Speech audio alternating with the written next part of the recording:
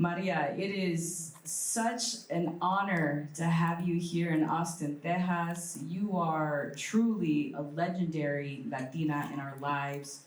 You're creating such impact, and it is no doubt that I can say without hesitation, you are la mera, poderosa, chingona, luchadora. And we are so honored to have you. Thank you for being here with us today. I'm so happy to be here with you. To me, this is very special, and honestly, being back in Austin, where it all started for Latino USA, is great. And seeing all of you, what is it, a Monday night? Is it Monday night? Yes. So y'all came out on a Monday night. I'm like, yes, let's go, Austin, let's go. Well, I had a whole set of questions, but as we began to connect this evening, there were so many topics that came up that felt important and essential for us to talk about. But as you mentioned, Latino USA started in Austin, and there was a seed that was planted here. Can you share a little bit about that journey and your love and connection to Austin outside of that too? So my love and connection to Austin actually started when I was a little girl, probably around 7, I think, is the first trip that we did driving from Chicago to Mexico. And so we always drove through. So I knew about the LBJ library. I knew about the fact that things couldn't be built tall in the city of Austin. I know. So my memories of Austin are deep. But it's true, I never imagined that Latino USA would end up being created here in Austin at the Center for Mexican American Studies with Gilberto Cárdenas and our founding executive producer, Maria Emilia Martin, may she rest in peace. And that it ended up being launched here at UT Austin. Well, we're not in UT Austin. This is Austin, we're far. And so for me, Austin it became a home. Like I was always coming to Austin. True story, the offices of Latino USA were first in a basement. Goes like, we know UT Austin, there's a lot of spaces, but we were in a basement. And what I didn't imagine was that we would actually get to 32 years of being on the air. Round of applause for that. And it's not so much for the applause, it's that I get to realize, right, because I'm the voice and the face, and so I get to hear from people about your connection to the work that we do. And it's not just me, it's my editorial team at Futuro Media. And so when things would get rough, and they are always tough when you're producing a small independent public radio show out of a nonprofit like Futuro Media, and it never really crossed my mind to just say, pues, lo cerramos, se acabó. That fully formed thought actually never crossed my mind because it would get blocked by the knowledge of so many people who have this deep relationship with Latino USA, de que como que no podía ser, de que bueno, pues ya, we're done. I just couldn't. Not because of me, but because of the audience that I know. And so I don't know, Judge, Your Honor, if you saw that, a couple of times when I was saying hello to people just now, people were crying. They get very emotional. And that happens every place I go. And that emotion that people feel when they meet me, again, it's not just about me, it's about the work. That hits hard. Y por eso no lo dejo. Por eso no puedo terminar y decir, bueno, se acabó. No, we are actively celebrating 32 years, 15 years under the control of Futuro Media. It's our quinceañera.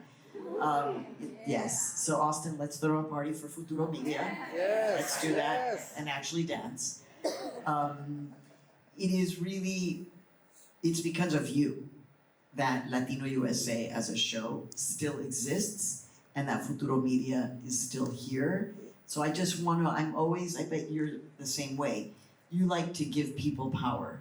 You like to have them recognize the power that they can have in making a decision about their lives, where they want to go from here on after they see you. And so I put the power back on you. You have actually made this happen. You are in my heart. You made me, and you, Denise, olvídate. Ya somos amiguísimas. There's a lot that's gonna happen here. A lot. Well, you know, it's interesting because I was thinking as you were saying that lots of people have this experience with you where they cry. It's really about, I think, the space you create of being seen, especially now, right in this moment where so much of our identity of who we are as a people is being torn apart. You posted something on your social media. It was a video of just like cultura and comunidad, and you said, "I hope in every lifetime I'm Mexicana." And as I watched that, I started to cry. I started to cry because I felt that so deeply in my soul. I hope in every lifetime I am Mexicana. And I wept for the pain of our community. And you create space not just for Latinos here in the United States, but you are reclaiming space back in Mexico. And we are connecting fresh off of your trip after visiting Mexico. Can you share a little bit about the work you were doing there? I know you were talking about the ICE assaults that are occurring and impacting Latinos and Latinas. But what is this also about reclaiming and taking up space? So it's not really public yet, so don't put it out there. But I am doing a story about literally reclaiming my Mexican citizenship. I was born in Mexico City. When I became a U.S. citizen in 1989, I had to give up my Mexican citizenship. Mexico did not allow dual citizenship. So parte de lo que estaba haciendo was actually going to get my INE. For those of you who know what the INE is, it's basically your electoral card. It's your national ID. It's been a decade in the process. So I went to a bureaucratic office, and you know, when I walked out, when they were like, "Sí, te vamos a dar tu INE, tienes que regresar en 2 semanas," and I walked out with my 2 witnesses. I had to take 2 witnesses to vouch for me. And I was dancing and we were hugging and people were like, "You just got your ID. What's going on?" You know what I mean? Like you jumping for happiness because a lot of people do jump for happiness when they pass the driver's test. So that's part of what I was doing. It was a very personal mission to make this happen. And then the reporting that we're doing is about the Mexican side of the removals and deportations that are happening. And so, in case you don't follow me on Insta, like Judge Denise does. You must. We have a lot of fun. But, you know, I was lucky enough to get into the Mañanera with the Mexican president, Claudia Sheinbaum, and then was lucky enough to have her. You should know, I've been traveling so much that finally I go home tomorrow. But I was traveling so much, so I wasn't really thinking about like what I was gonna be wearing. I just knew I had to have not jeans and not this to walk into the Mañanera. And so I knew I was gonna wear all black, but that morning we had to stand in line at 5:30 in the morning, basically. That morning I had just flown in the night before, so una locura. And then I had my big African earrings that my best friend bought in Washington, D.C. for me. And I was like, those earrings. And they're huge because I know Claudia a little bit. This is the second time that I've been with her. And I was like, by the way, she's super competitive. The first time I interviewed her, which was in a public space, we got 5 minutes with her. It was kind of crazy. But I said to her, you know, Claudia, somos de la misma generación. I understand a lot of what motivates you historically, politically, because I was going through the same things. And she says, "Really? How old are you?" "¿Y tú cuántos años tienes?" And I was like, "Are you serious? You're asking like nobody." So I was like, at that time I was 63, and she was like, "I'm younger than you." I was like, "Okay, girl, it's like that, all right." So I put on those big earrings, I put on my red leather jacket, and I was like, "Ella me va a ver, and she's gonna be like, I want those earrings. I want to wear those earrings."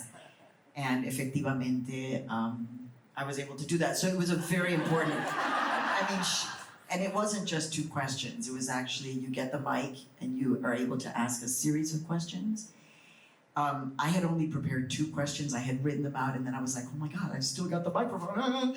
So I was like, okay, I'm gonna ask a 3rd question, which was about the death of Silverio Villegas in Chicago, who was killed by ICE. A father who has sole custody of his 2 children under 7. He was an exemplary father. Lo mataron. ICE shot him. He's from Hidalgo. So I asked that question. And then they still didn't take away the mic, and I was like, oh my God, I can ask one more question. What am I gonna do? Like, what am I gonna, as a journalist, I'm completely composed, right? Because I was on camera, but in my head, I'm like, geez, is it a technical question? What did you? And then I was like, ¿sabes qué? Ask her about her heart. And so I just said, what did I call her? Doctora or Señora Presidenta, lo que sea. What are you feeling in your heart as a Mexican woman like me to be seeing this? And my journalist friends in Mexico who were all watching this, I didn't know they were watching. They were like, nobody ever asks her about her emotions. No one. They know not to ask about her emotions. That is not how she rolls. It's how I roll. And so she got as emotional as Claudia is gonna get. She was like, I'm very upset about this. But it was truly an honor to be in that space and to be, it's like, so crazy that in Mexico, and I've asked this on social media, I'm like, so which country is more machista? I don't know. This one or that one? So I'm not being Pollyanna about it. Mexico no es perfecto, and my job as a journalist is always to push and critique. But it truly is an extraordinary moment that our country, Mexico, is living through. And my return is a part of that. So it's really exciting. You are a true representation of soy de aquí y de allá. It doesn't have to be separate and apart. We are all deeply connected, right? And our ancestors, what I like to call, what Texas is Tejas, but Aslan, right? That we have been here. Old school. Old school. Let's go, Aslan. Let's go, Aslan. But it is a reminder that the border is fake, right? In our communities, our hermanos and hermanas are still over there, and you highlight the stories of our experience of being from here and over there, and you highlight the Latino experience, not just from the immigration perspective, but our existence as humans, period. And you mentioned earlier, as we've kind of talked about, of a good friend of yours, Estrella, and you're highlighting her experience, not just through the immigration lens, and not just the carceral lens, but also her lens as a trans woman. Can you tell us more about that friendship and that story that you're developing? So, as you know, I did a podcast called Suave that won something called the Pulitzer Prize.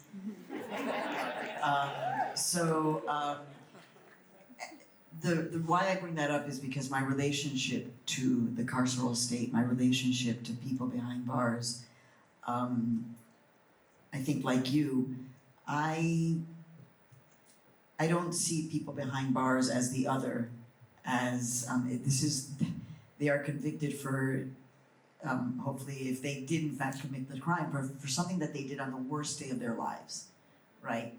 Suave, convicted at 17, and if you haven't listened to Suave, you'll listen to it and it will be revealed what actually happened in his story.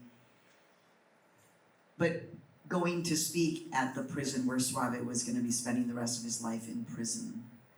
And I gave a commencement speech, and that was when people came to me and they were like, how did you see us so well?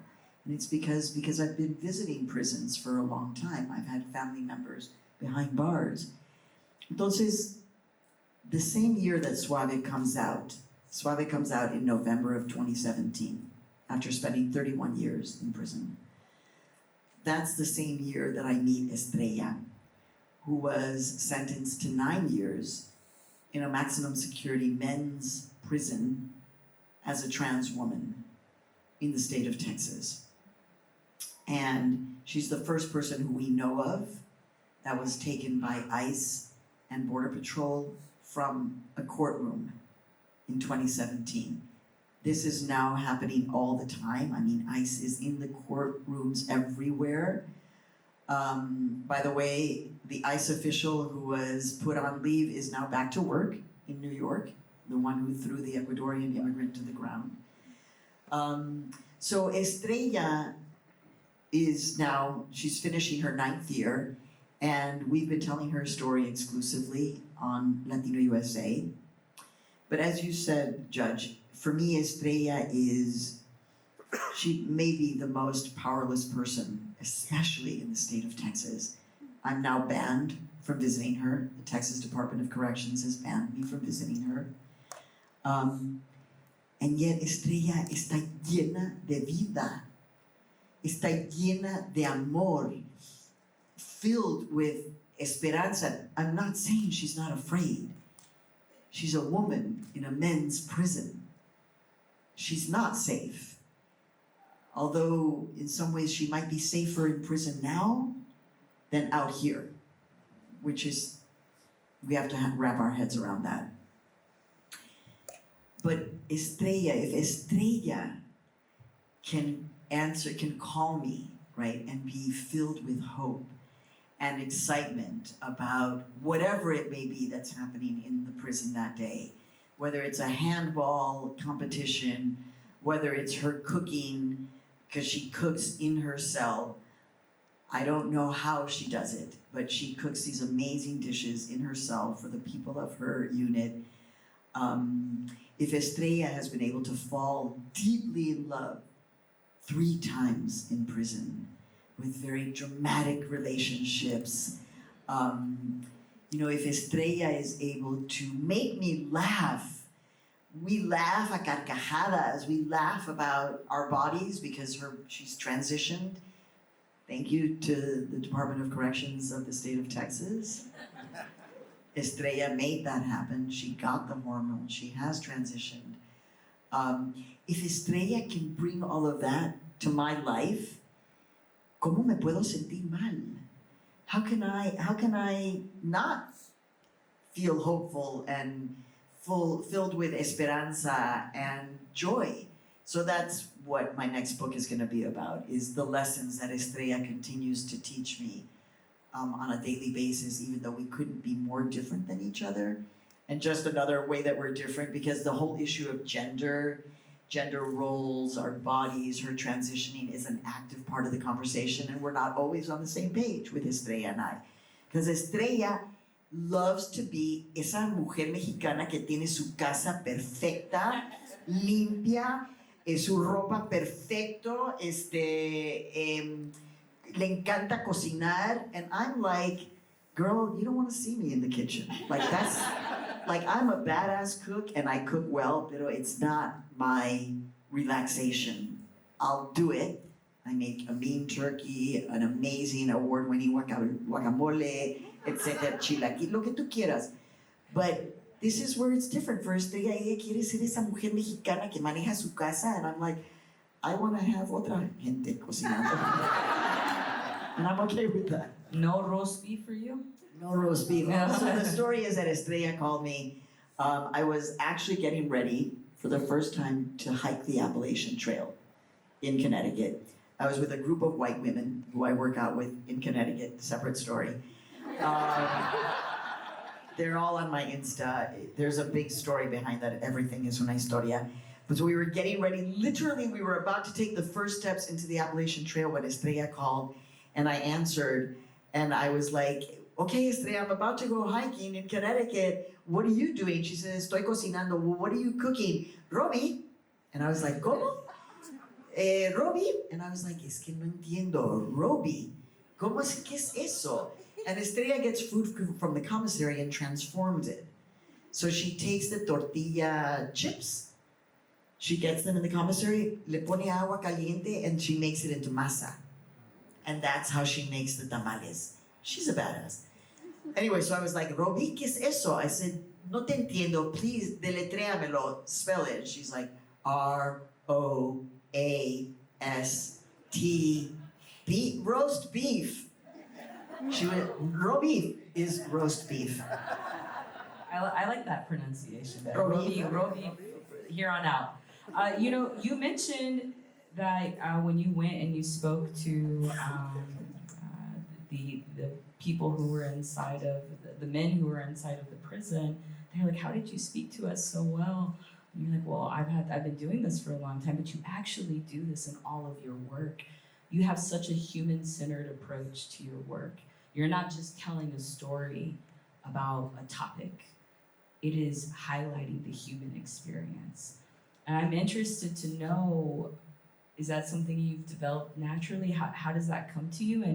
And how can we as a community lean into human-centered leadership a little bit more? I love that. I think I got it from my mom, la verdad. Mi mamá, who is 89 years old and still swims a mile in Lake Michigan. She was swimming this weekend. She's about to leave Chicago and go to Mexico, where she lives during the winter because she's smart.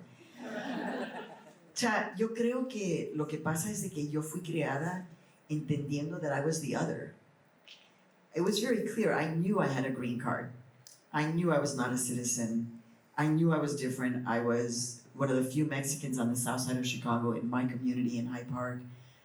Proud of the south side, proud of Chicago, proud to rep. So I watched my mom and how she also understood her positionality as the other, but she also internalized her power, chiquitita, and her humility. So what does this look like? So when we would drive through Mexico, my mom would have a maleta filled with clothes that she would give at whatever gas station we stopped in Mexico, los niños que venían a limpiar. She would give the clothes to the kids and then say, por favor, stay in school so that you don't have to limpiar vidrios for your whole life. So she could be with the most disempowered children and be that woman who is giving of herself, giving the clothes, our used clothes. But she also had no problem stepping to authority in Mexico and kind of claiming her space como una mujer that was not afraid of speaking to power. And so I think that both of those things, both my mom's capacity to own her power, but also her possibility to be really humble, is what allowed me to understand about leading my journalism with heart. And it is, you can't really teach a journalist how to do that, but you can show what it looks like. And then the work that we produce, I think that is the reason why Latino USA has been on the air for 32 years, is because we don't walk away from our human-centered journalism. And I think it's why we won the Pulitzer, is because we were very raw and open with our emotions. And Suave, who was convicted of murder at 17, but there's a gotcha there, that's why you have to listen.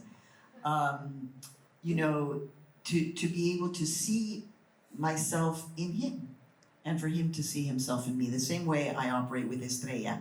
Estrella sees herself in me and I see myself in Estrella. And you can only do that if you have the capacity to, frankly, eat your ego, right? And understand the importance of humildad, which is what I love about your work, because I see what you do, Judge. I can't wait to be in your courtroom one day. And it's not that hard. So for you, what do you do? There are so many ways to live in this capacity. When my kids were little, I was raising Mexican, Dominican kids. My husband's Dominican, so Dominimex kids. Y cuando pedíamos algo de comer, and the person would deliver and bringing the food, it was cold, I would say, paisano, ¿quieres pasar? Do you want a glass of water? And so in front of my kids, I'd ask the paisano, a ver, ¿y cuántos idiomas hablas, paisano? And the paisano, a ver, Zapotec, Mixtec, Español, Nahuatl, English, a little Korean, and I'm like, órale, for my kids to see that this person that is delivering their food, for me, represents this hero connection to our cultura, So the delivery man would walk out and I'd say to my kids, he's tied to you. He's you. And I know my kids are like, can we just eat the pizza? But you know, that's what it looks like. So being able to see yourself in the person most unlike you, which is why the name of the book is Once I Was You. And actually, yeah, especially for those of us who are in positions of power, to understand how we control the ego so the ego doesn't control us. I hear the snaps. I'm like, yes, that's a whole palabra right there. It's a whole palabra. You know, you're mentioning your mom relating to otherness, and you talk about this in an interview you did at Scripps College. You talk about this experience you had when you went to the South Bronx to do a reporting story on, I believe it was the rise of heroin, and you were going to the neighborhoods, and you had a colleague that, "Ay, Maria, I can't believe you went out there. Did you feel safe?" And in your interview, you talk about how you were like, yeah, I did feel safe. I grew up in those neighborhoods. I was in those neighborhoods. And you also, this is the point of the interview. I was like, dang, Maria, bringing it home. You said, she never thought once to ask me if I felt uncomfortable as the first Latina walking into NPR. Will you share a little bit about how you overcame that uncomfortability to bring truth to power and representation in those editorial rooms, and how you continue to do that today? So actually, Paulina, wherever you are, Paulina, you were talking about that, understanding our privilege, right? So every single one of us, and all of us have got a lot of personal stuff going on and financial challenges, all of it, I know, right? But we also have ridiculous amounts of privilege if we're able to be here on a Monday night by choice. Entonces, when I understood, when I walked into NPR as the first Latina to be hired there, I went, yeah, I was terrified, obviously. And at first I was very scared to raise my hand in the editorial meetings. I mean, definitely, there's a word I do not use ever in my life, which is minority. But in that experience, I really felt that.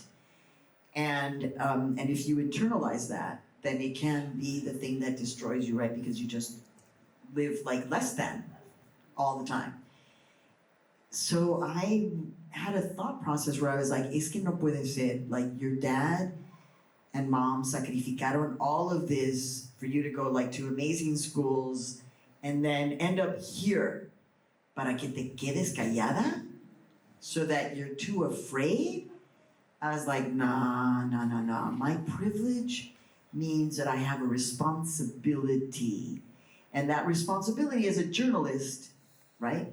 For me as a journalist was to raise my hand at every editorial meeting and come up with an idea, throw out ideas at every single meeting, even though I was afraid. So I tell the story that I would actually put my hand up and I'd have to hold it with this one because I was so afraid. You know, that hand would be trembling and I'd just be like, because I was scared. But you have to eat that fear because we have to understand the privilege that we have. So that's how I operate, with an understanding of my privilege. And that's why I don't, you know, la gente, like you were saying, eres una guerrera and all this. And I'm just like, yeah, but it's really because I understand the responsibility that I have as a journalist in the United States, a journalist of conscience in the United States. And I'll just leave you with this.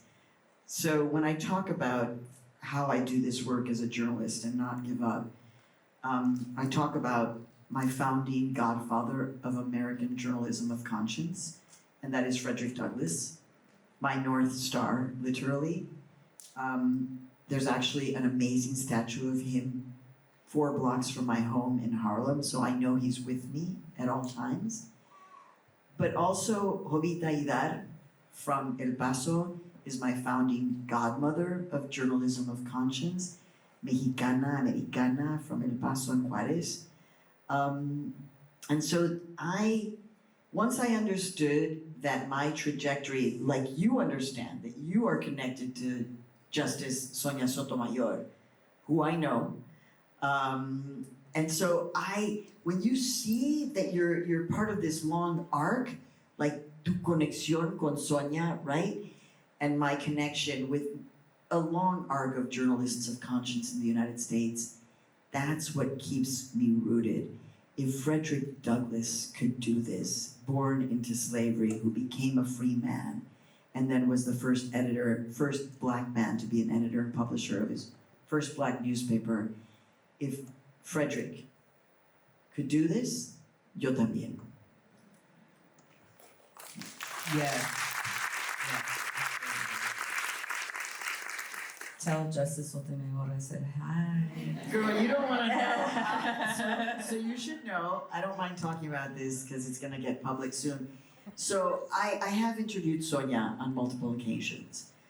Before Sonia became Supreme Court Justice, I knew her through a group of Latinas that we created in New York called LIPS, Latinas in Power, sort of. Because when we formed it over 30 years ago, we really were just sort of. Now we're a powerful group of Latinas. Sonia was in the New York court system. She came to one or two meetings, but when my producer and I, Rosa, I was at CNN at the time, when we realized that she could actually suddenly make it to the Supreme Court, we actually decided to kind of cut off a social relationship with Sonia so that we could cover her and not feel compromised.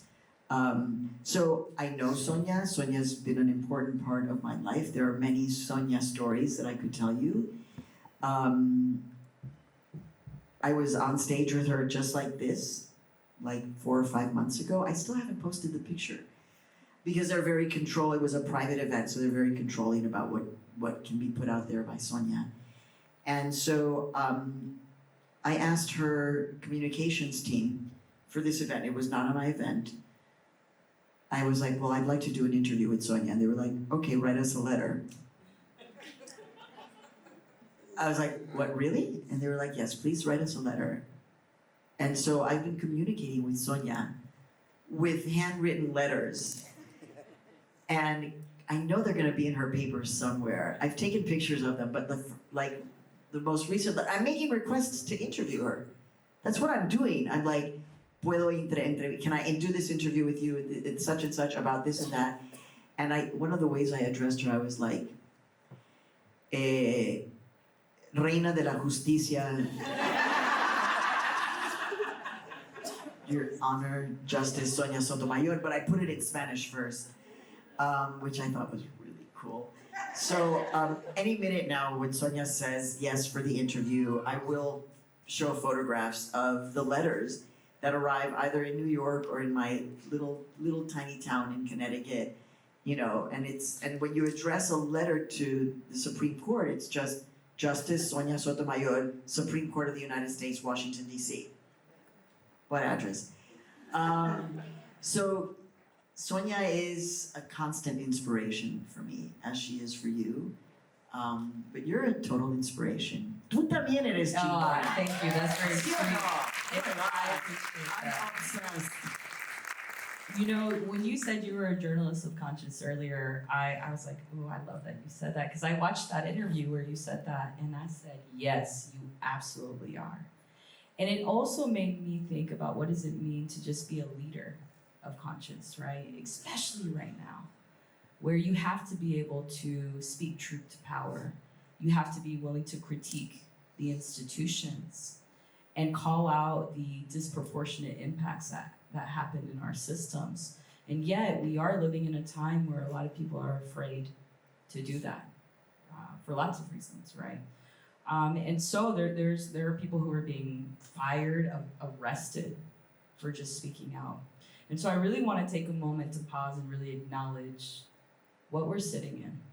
You are at the forefront of interviewing activists in this work. So you are seeing also the collective response to the censorship, to the very overt discrimination and destructing of our First Amendment rights. What do you think the impact of this current state that we're in has on marginalized communities? And what is the resilience that you see also coming out of it? So, yeah, I have been on the front lines just recently in Chicago and Los Angeles, and my question to President Claudia Sheinbaum was about the psychological war that is being launched towards us. And so what I say is that the horrors, olvídate, eso ya se desató. The horrors that we are all seeing, it's right there. And it's gonna be here. It's not going to get better until this administration leaves. But this is not forever. He is not forever. I refer to him, again, ideal in fact. So felon 47 will not be in office forever. You can laugh, it's okay. And I had to come to an internal understanding recently, like over the summer, because I've been having my own traumatic response to all of this. I wasn't born in this country. They could take away my citizenship, etc. So hay un dicho, I'm very much into dichos. So my favorite dicho is no hay mal que por bien no venga. There is no bad from which good cannot come.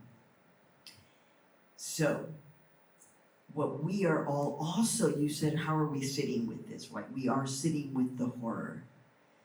But we're also sitting with a moment in history that is going to transform this country forever. There are, to take an example, many little AOCs that are being created right now, in this moment, in LA, in Chicago, in Portland, okay? In Austin, in Uvalde. So that's what I'm like, I'm kind of, because I do believe in hope. I absolutely and profoundly believe in esperanza, and I also know that this country has been built with this push and pull for more justice, right? That we've had to fight for.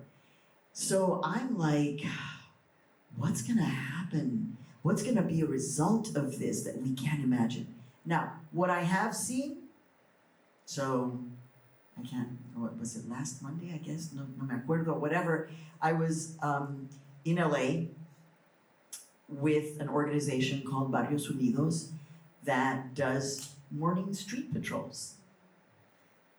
It's mostly school teachers, mostly women, todas mexicanas, and they drive around different neighborhoods at different times to do the street patrol.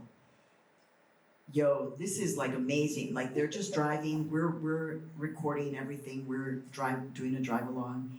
And these women they pull up to cars, they understand what the unmarked cars look like, they know what the license plates looks like. And then they literally get out of their car and walk up to these cars and just look inside and take pictures of the license plate and everything. And I'm like, órale, because they are not afraid to own those streets.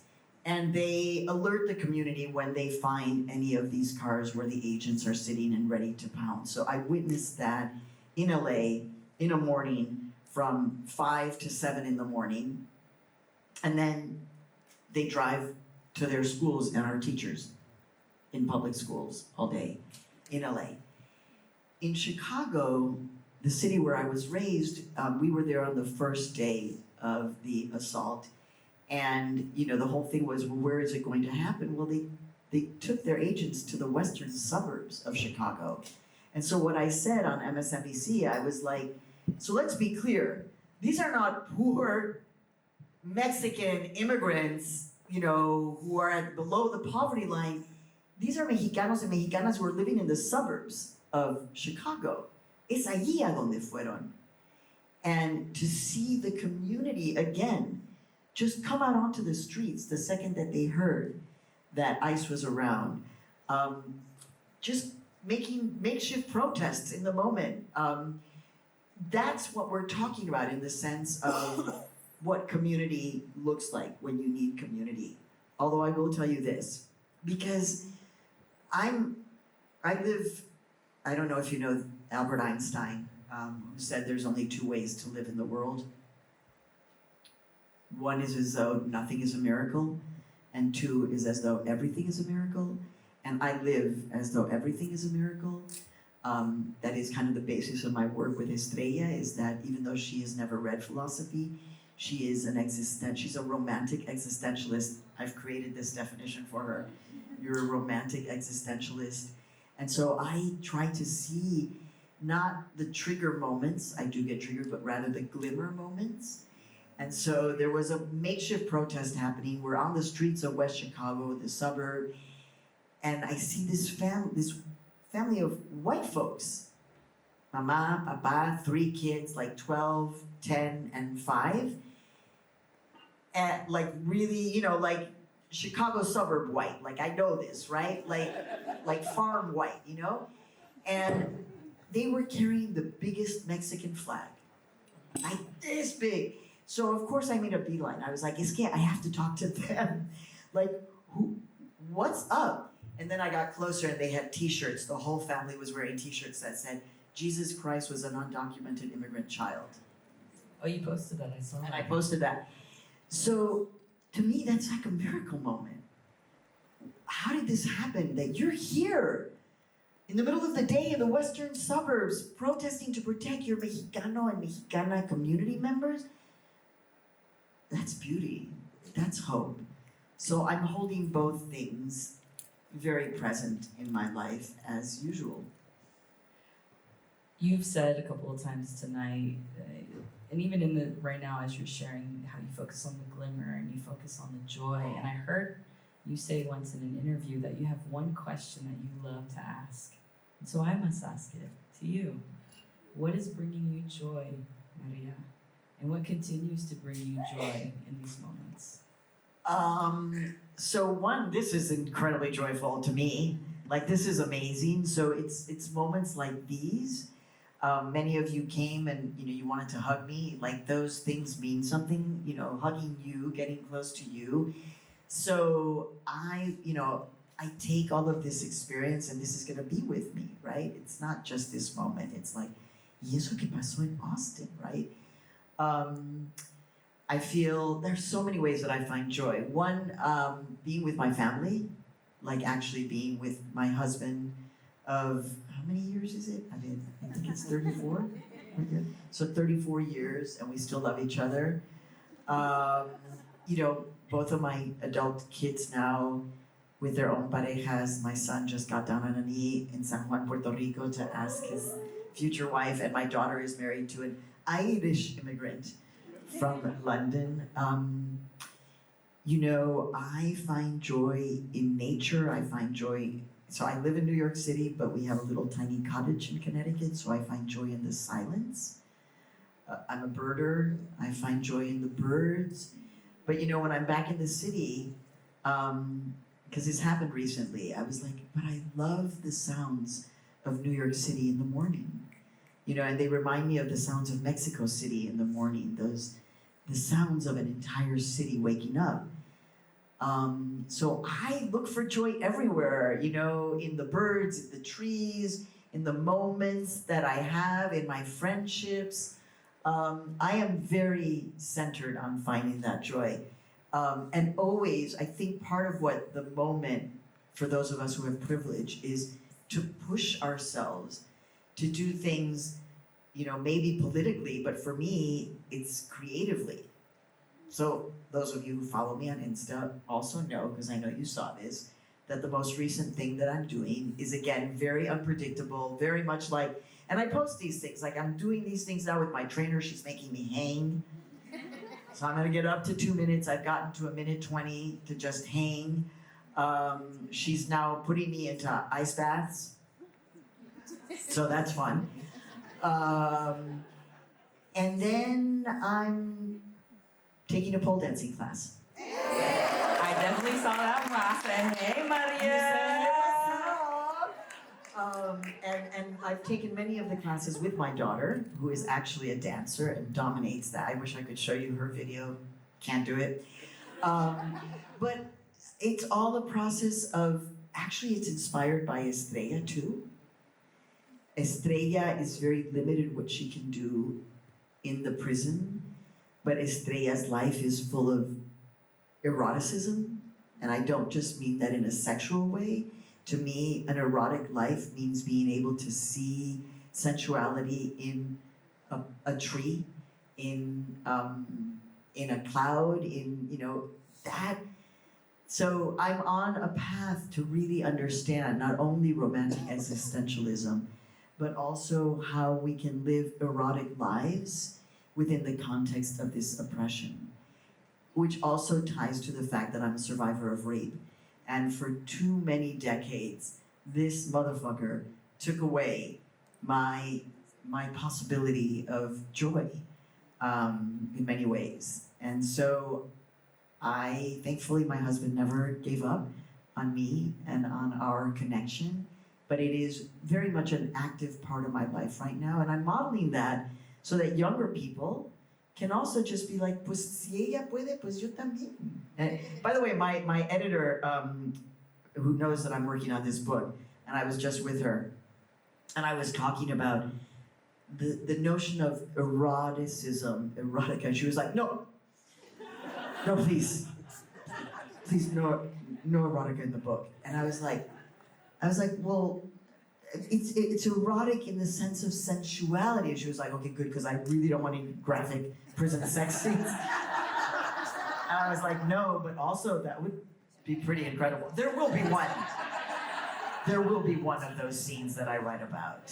I promise. I can't wait. Pleasure is activism.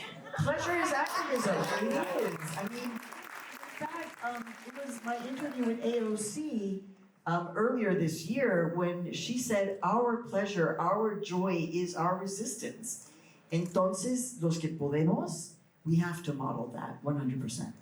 So we're coming to a close, and I think it's what? For now, for between you and I, and then we'll invite others to come into the conversation. But I felt it was really important for us to know what is one message or one charge that you want this community to carry forward. To understand that you have power. Yes, we are feeling attacked by our own government.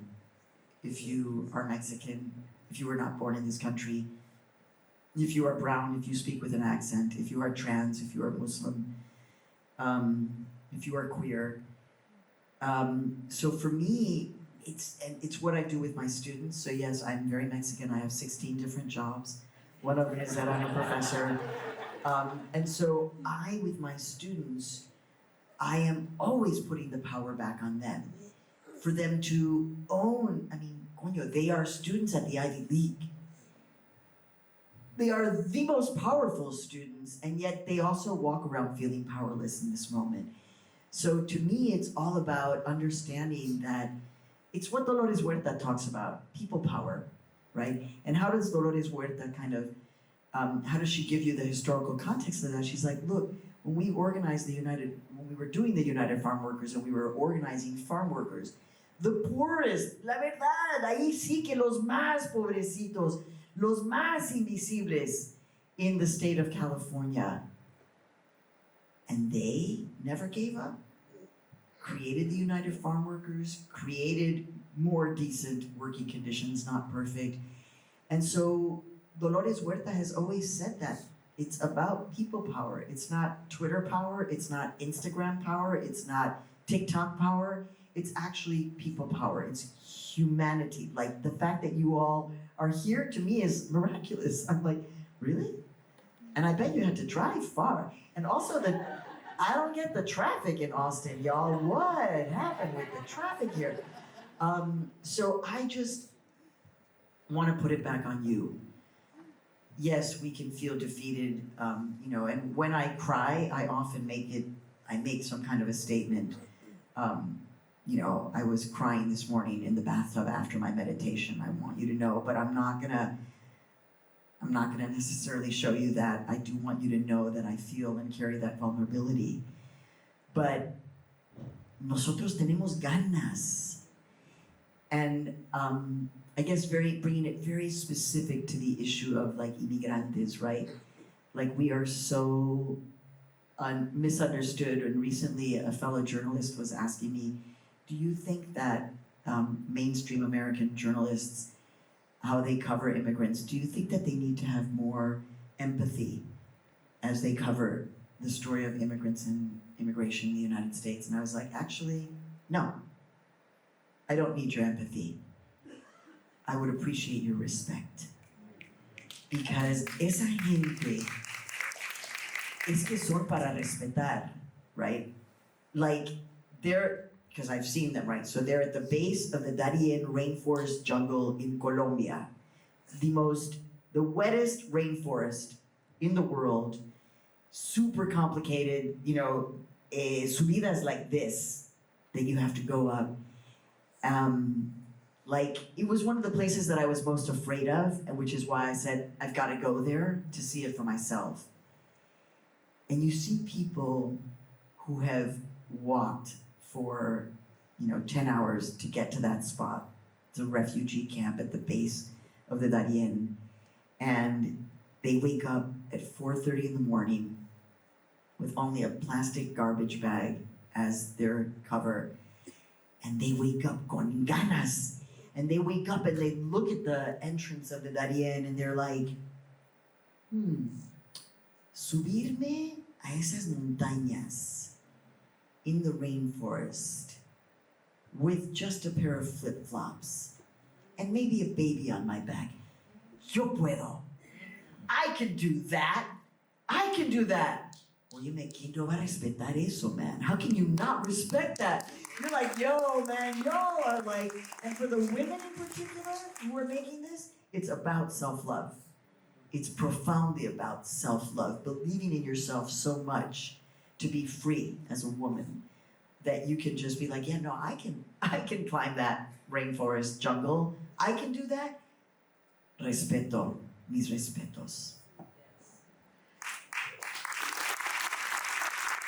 I know, I wish I had a notepad. I'm like, palabra after palabra. Maria, your work, your words, your corazón, so much of it uplifts our spirits. It really does. And it is truly an honor. Before we go to questions, I think it's only out of a matter of respect that we give a loud round of applause for Maria.